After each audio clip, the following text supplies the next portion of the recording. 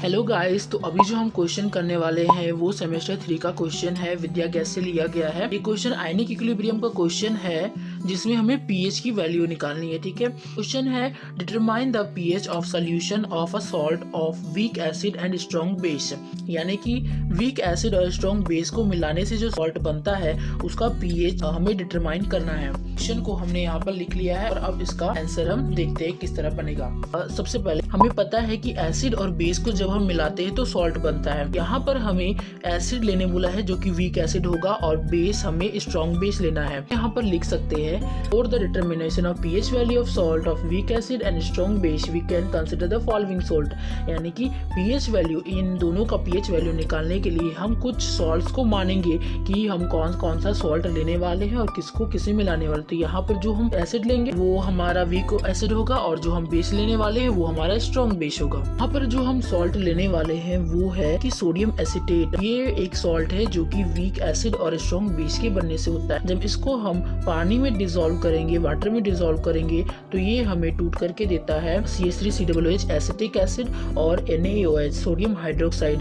यानी कि जब हम सोडियम एसीटेट को पानी में मिक्स करते हैं प्रोडक्ट मिलता है वो है एसिटिक एसिड और सोडियम हाइड्रोक्साइड। इसमें क्या करेंगे, अब इसमें हम इस सॉल्ट को तोड़ेंगे। ये सॉल्ट जब टूटता है तो ये टूटता है CH3COO माइनस में और Na प्लस में। फिर H2O जो है H2O का H2O ही रहेगा और ये हमारा CH3COOH है उसको भी हम वही रखेंगे क्योंकि हमें वीक एसिड का काम है। ठीक है, जो वीक होता है उसको हम आगे लेकर के चलते हैं। तो ये हमारा CH3COOH जो है ये वीक एसिड होता है। तो हम यहाँ पर एसिड को ना तोड़ के बेस को तोड़ेंगे। तो जब NaOH को डिसोसिएट होगा तो ये हमारे पास मिलेगा Na प्लस और OH माइनस। और थर्ड स्टेप में क्या होगा, इसी वैल्यू को हम दोबारा लिखेंगे। यहाँ से ये Na प्लस और ये Na प्लस कट हो जाएगा तो हमारे पास अब जो वैल्यू बच जाएगी उसको हम नीचे लिखेंगे। तो हमारे पास वैल्यू होगी CH3COO माइनस प्लस में H2O और इक्विलिब्रियम में हमारे पास आएगा CH3COOH प्लस OH माइनस। ये वैल्यू आई।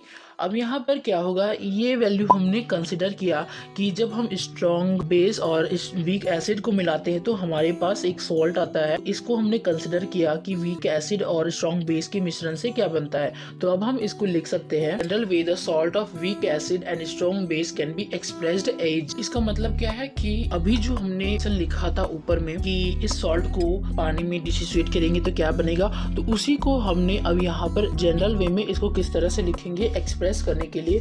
तो हम जो सॉल्ट है उसको BA मानेंगे। जो सॉल्ट हमने लिया था CH3COONA उसको हम BA मानेंगे। यहाँ पर B का मतलब बेस समझ सकते हैं और A का मतलब एसिड होता है। तो वो जो इक्वेशन है उसको हम सॉल्ट को BA मान रहे, एसिड को A मान रहे और बेस को B मान रहे हैं। तो जहाँ जहाँ एसिड है वहाँ पर हम A लिखेंगे, जहाँ जहाँ बेस है वहाँ B लिखेंगे और जहाँ जहाँ सॉल्ट है वहाँ पर हम BA लिखेंगे। तो दिस यहाँ पर हमारा CH3COONA था तो हम यहाँ पर B लिखेंगे, वाटर का वाटर ही रहेगा। और इक्विलिब्रियम का साइन में हमारे यहाँ पर हुआ था कि हमारा एसिड में जो है वो हाइड्रोजन जुड़ गया था तो उसको हम लिख सकते हैं HA, दिस इज एसिड और इसमें हाइड्रोजन जुड़ा तो ये हमारा होता है वीक एसिड। हमारा CH3COOH था तो CH3COO एसिड और उसमें क्योंकि एसिड में हम हाइड्रोजन होता है हमेशा तो यहाँ पर H हो जाएगा। उसी तरह जब बेस को लिखेंगे तो B हो जाएगा और उसमें कौन सा चीज़ जुड़ा था, उसमें OH जुड़ा था। बेस में OH यानी कि हाइड्रोक्साइड जुड़ते हैं तो ये बेस कहलाता है और अगर हाइड्रोजन किसी में जुड़ा है तो वो एसिड कहलाएगा। इस तरह का इसको लिख सकते हैं। उसी तरह फिर हमने क्या किया था, सॉल्ट को तोड़ा था। तो सॉल्ट को तोड़ने पर हमारे पास B प्लस प्लस में A माइनस आता है, ये एसिड माइनस में रहता है और बेस प्लस में होता है। फिर यहाँ पर H2O हमारा रहेगा। इक्विलिब्रियम के बाद हमारा HA यानी कि एसिड वही रहेगा और हमने किसे तोड़ा था, हमने बेस को तोड़ना है तो ये B plus plus OH minus में टूटेगा क्योंकि जो वीक होता है उसको लेकर के आगे चलते हैं। तो यहाँ पर ये B प्लस और ये B प्लस सेम हो गया तो यहाँ पर इस B प्लस और इस B प्लस को हम कट कर सकते हैं। बाकी जो वैल्यूज हमारे पास आई उसको हम नेक्स्ट स्टेप में लिखेंगे। तो हमारे पास बच गया A माइनस प्लस में H2O और इक्विलिब्रियम के साइन के साथ इधर बच गया HA plus OH minus. Now अब यहाँ पर ये जो भी हमने यहाँ काम किया है उसको हम इस तरह से लिख सकते हैं। इनका कॉन्सेंट्रेशन हमें बताना पड़ता है। इनिशियल यानी कि शुरुआत में हमारे पास इनका कॉन्सेंट्रेशन क्या था, ये हमने लिया था 1 मोल।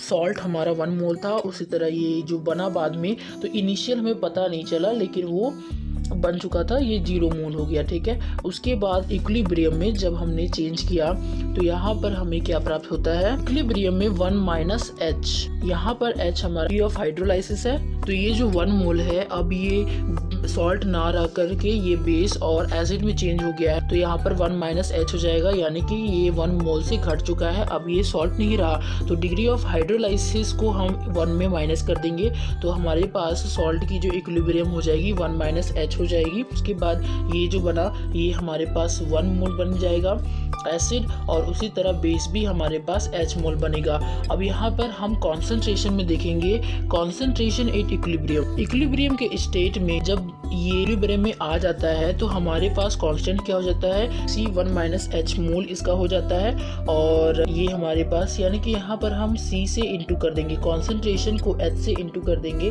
तो हमारे पास जो आएगी वो इक्विलिब्रियम में उसका कॉन्सेंट्रेशन हो जाएगा। यहाँ पर 1 मोल इनिशियल में है, इक्विलिब्रियम में 1 - H हो जाता है, और जब जितना कितना भी बहुत सारा हो सकता है उसका मोल होगा, तो उसका जब कॉन्सेंट्रेशन चेक किया जाएगा तो इक्विलिब्रियम में C1 - H सॉल्ट का कॉन्सेंट्रेशन होगा। यहाँ पर ये बेस के, ये एसिड के लिए है और ये बेस के लिए है। देखिए यहाँ पर देखो, यहाँ OH का जो कॉन्सेंट्रेशन इक्विलिब्रियम में आया वो CH आया, तो हम यहाँ लिख सकते हैं that is OH minus is equal to CH। यहाँ पर हम OH माइनस यानी कि जो बेस है लास्ट में टूटा इक्विलिब्रियम में, तो उसका जो मोल था CH मोल आया, तो यहाँ पर हम OH माइनस को CH मान लेंगे। उसके बाद हम वाटर को हाइड्रोलाइज करेंगे। Hydrolysis to H2O we know that, तो जब हम हाइड्रोलाइसिस करते हैं H2O को जब हम तोड़ते हैं तो हमारे पास आता है H प्लस और OH माइनस, प्लस में OH माइनस, और इसको हम KW लिखते हैं, यानी कि वाटर के लिए जो कांस्टेंट होता है, वाटर को तोड़ते हैं तो हमारे पास हाइड्रोजन और हाइड्रोक्साइड आयन में टूटता है, यानी H प्लस OH माइनस में टूटता है,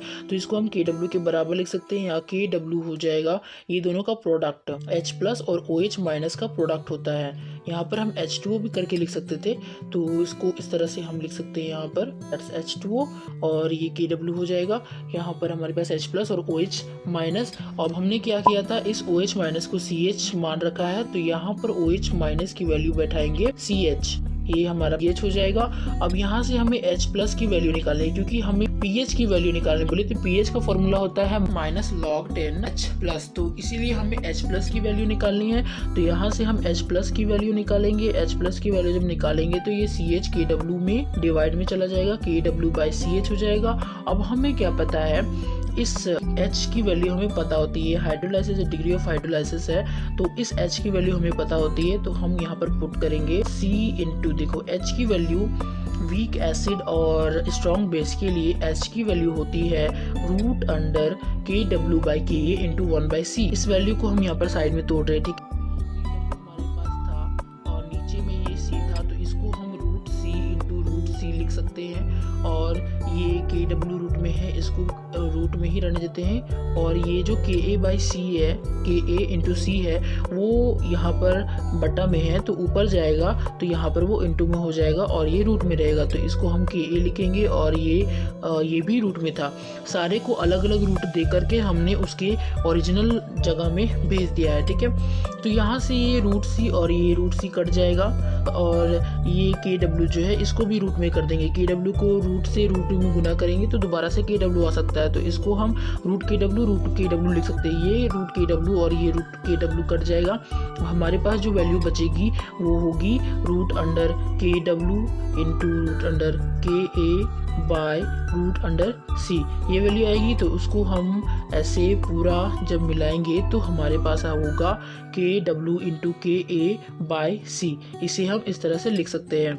हमें H की वैल्यू पता थी स्ट्रॉन्ग बेस और वीक एसिड के लिए, उसको हमने यहाँ पर H में पुट किया, उसके बाद किस तरह से काटा देख सकते हो आप। यहाँ पर इन रूट को सभी को रूट में दे दिया, और ये जो था रूट को रूट से गुना करेंगे तो दोबारा वही वैल्यू आ जाती है, तो इनको भी हमने रूट में चेंज किया और ऊपर नीचे काट दिया, तो हमारे पास जो वैल्यू बची वो है KW इंटू KA/C, और ये सारा था रूट में। तो यहाँ से हमारे पास H प्लस की वैल्यू आ गई है √अंडर KW इंटू KA/C। तो अब हम क्या जानते हैं, वी नो दैट, हमें pH की वैल्यू पता है, तो हम लिखेंगे we know that pH is equal to minus log 10 H plus. Question 1 मानेंगे। पीएच का फॉर्मूला होता है, हमें पीएच निकालने के लिए इस फॉर्मूले की जरूरत होती है, माइनस log 10 H प्लस।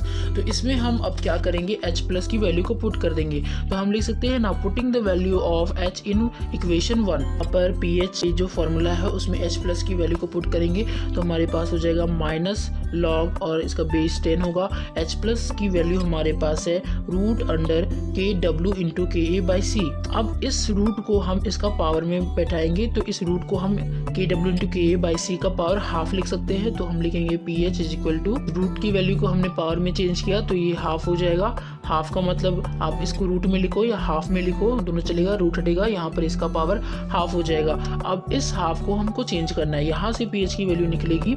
यहाँ देखो, ये जो यहाँ पर जो पावर में था, इनका जो पावर है वो पावर यहाँ पर आगे आ जाएगा तो ये माइनस में 1/2 हो। ये जो पावर में है उसको हम आगे लेकर के जाएंगे, 1/2 सब में आएगा। तो हमने क्या किया कि -1/2 को ही कॉमन ले लिया। उसके बाद सारे में log 10 होगा। ये log 10 यहाँ पर देखो, यहाँ पर log का रूल होता है कि यहाँ पर जो मल्टीप्लिकेशन में है उनको हम एडिशन में जोड़ देते हैं। जब हम log लगाते हैं उसमें तो एडिशन में जोड़ देते हैं, और जो डिवीजन में होता है उसे हम माइनस कर देते हैं। तो यहाँ पर हो जाएगा log 10 KW, क्योंकि KA यहाँ पर मल्टीप्लिकेशन में है तो यहाँ पर हम यहाँ पर प्लस लिख सकते हैं। तो ये हो जाएगा log 10 KA, और क्योंकि C जो है वो डिवीजन में है तो यहाँ पर ये वैल्यू माइनस में आएगी तो इसको हम लिखेंगे log 10 C, और ये वैल्यू हमारी निकली pH की वैल्यू। यही है स्ट्रॉन्ग बेस और वीक एसिड का pH का फॉर्मूला। तो यही हमें प्रूव करना था, जो कि हमने कर दिया।